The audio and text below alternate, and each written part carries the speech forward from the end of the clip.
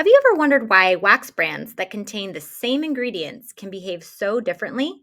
My name is Kelly Swallow, Waxbare's Director of Education, and I'm here to give you the full breakdown on this.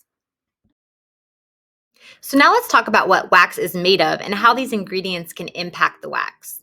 All waxes are going to utilize some form of a sticky substance to adhere to the hair for removal. This sticky substance is referred to as resin. There are three basic categories. We have natural, synthetic, and hybrid resin.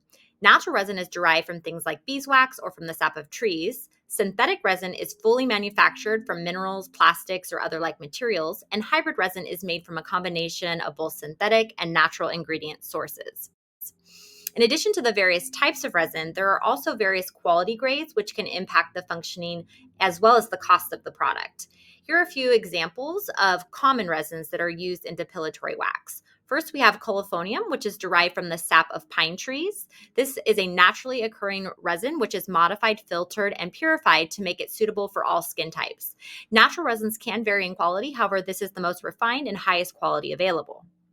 Polycyclopentadiene is the highest salon professional resin available. It's mineral-based, and it creates hypoallergenic waxes that are gentle on sensitive skin. A special note on polycyclopentadiene, even though it is known to be the highest quality of synthetic resin, there are still various grades of this ingredient that can be used to produce different functions in the wax, such as a lower melting point or more flexible, and sometimes more than one type can be used. Now, a resin you may see that you will want to avoid is untreated gum resin. This is the type that is responsible for giving resin a bad name in our industry.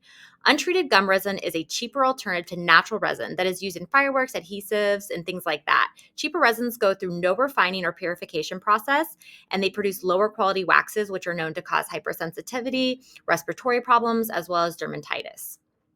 It's also important to note that when it comes to resin, a company can combine more than one type of a single ingredient, such as polycyclopentadiene, to produce a desired effect, but we will only see the ingredient listed once on a product label. This is why you have two waxes from different companies with the same ingredients on the list, but the wax can perform completely different.